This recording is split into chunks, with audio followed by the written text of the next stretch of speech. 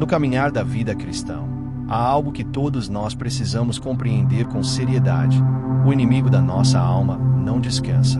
Ele não tira férias, não dá trégua e não se contenta em apenas distrair um crente fiel.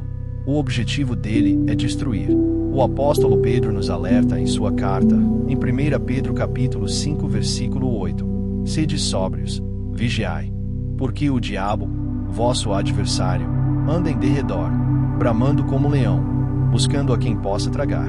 Repare que o texto não diz que ele está apenas observando, mas que ele está ativamente procurando, à espreita, esperando a brecha certa para atacar. E é justamente aqui que entramos na armadilha mais usada pelo inimigo para destruir crentes fiéis.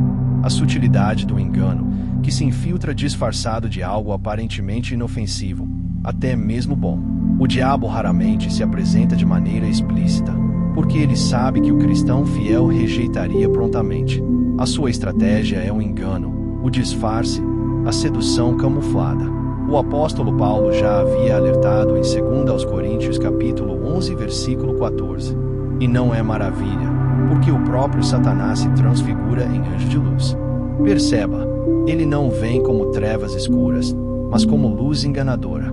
O seu objetivo é desviar os olhos do crente da pureza de Cristo, corromper o coração aos poucos, até que o que parecia apenas uma distração se torne uma prisão espiritual. Billy Graham certa vez disse: o maior truque do diabo é fazer o cristão pensar que pode lidar com o pecado sem se contaminar. Esse é o ponto central. O inimigo arma ciladas para que o crente fiel comece a brincar com o perigo, acreditando que está no controle. Mas o pecado nunca é passivo. Ele cresce, ele toma espaço, ele devora. O pecado sempre leva mais longe do que imaginávamos, se cobra mais caro do que estávamos dispostos a pagar. A armadilha do inimigo, mais do que tentações externas, é plantar sementes internas de autoconfiança e orgulho espiritual. Quando o crente fiel começa a acreditar que está firme demais para cair, é nesse momento que ele se torna alvo fácil. O próprio apóstolo Paulo escreveu em 1 Coríntios capítulo 10, versículo 12. Aquele, pois, que cuida estar em pé, olhe e não caia. O inimigo sabe que não pode arrancar de nós a salvação, mas pode minar nossa comunhão, pode esfriar nosso coração, pode corroer nossa vida espiritual até que a chama se apague. E aqui vemos a astúcia de Satanás. Ele não começa pedindo que o crente abandone a fé de um dia para o outro. Ele começa com concessões pequenas, quase imperceptíveis. Talvez um pensamento de orgulho, uma distração com coisas mundanas, uma oração que é deixada para amanhã, um culto que é negligenciado, uma palavra amarga que é alimentada no coração. Aos poucos, sem perceber, a alma vai se afastando do fogo da presença de Deus e se tornando vulnerável. É como um soldado que tira sua armadura apenas por alguns minutos, sem imaginar que naquele instante o inimigo está pronto para atacar. Quantos homens e mulheres fiéis já não tropeçaram por causa dessa armadilha? Pense em Sansão, escolhido desde o ventre, separado por Deus para libertar Israel. Sua força não estava nos cabelos, mas na obediência e na consagração. Contudo, quando ele começou a brincar com o pecado, quando se deixou seduzir e pensou que ainda estava no controle, foi nesse ponto que caiu em desgraça. Juízes capítulo 16, versículo 20 relata o momento mais triste. E disse ela: os filisteus vêm sobre ti, Sansão. E despertou ele do seu sono, e disse: esta vez sairei como antes, e me sacudirei, porque ele não sabia que já o Senhor se tinha retirado dele. Essa é a maior tragédia. Não é apenas cair, é não perceber que a presença de Deus já não está mais ali. O inimigo arma a mesma armadilha para nós.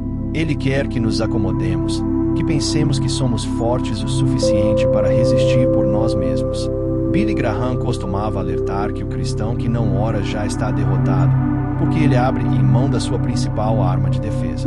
Oração não é apenas um ritual, é a respiração da alma. É por meio dela que permanecemos conectados à fonte da vida. Quando negligenciamos a oração, abrimos a porta para o engano, e o inimigo sabe disso. Jesus nos advertiu em Mateus capítulo 26, versículo 41. Vigiai e orai, para que não entreis em tentação. Na verdade, O espírito está pronto, mas a carne é fraca.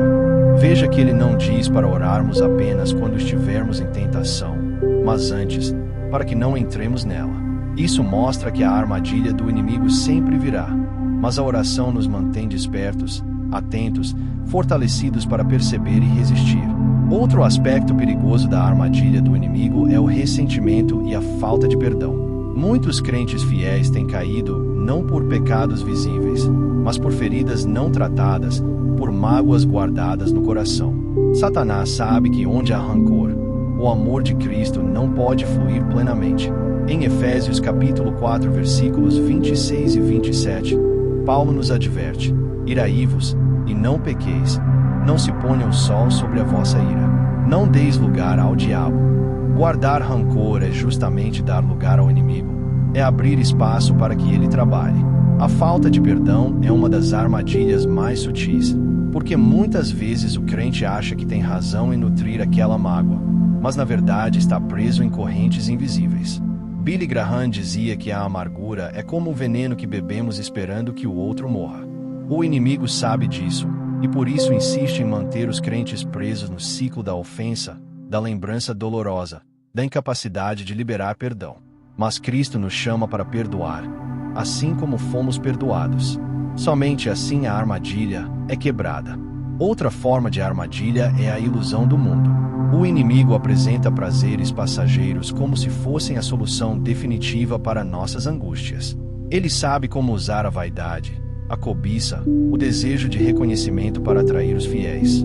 Mas a palavra nos alerta em 1 João capítulo 2, versículo 16. Porque tudo o que há no mundo, a concupiscência da carne, a concupiscência dos olhos e a soberba da vida, não é do Pai, mas do mundo. Quando o cristão tira os olhos da eternidade e começa a se apegar às coisas temporais, o inimigo já armou a sua cilada. Mas como escapar dessa armadilha? Como permanecer firme quando o inimigo é tão astuto? A resposta está na armadura de Deus.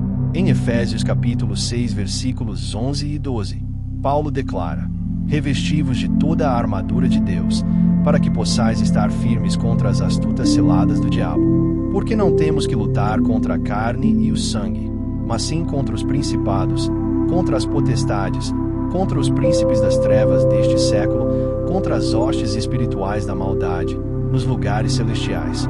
Não é com nossas forças, mas com a armadura espiritual que o Senhor nos dá: a verdade, a justiça, a fé, a salvação, a palavra e a oração constante. Billy Graham pregou isso ao longo de toda a sua vida. A vitória contra o inimigo não vem do homem, mas da dependência total de Cristo.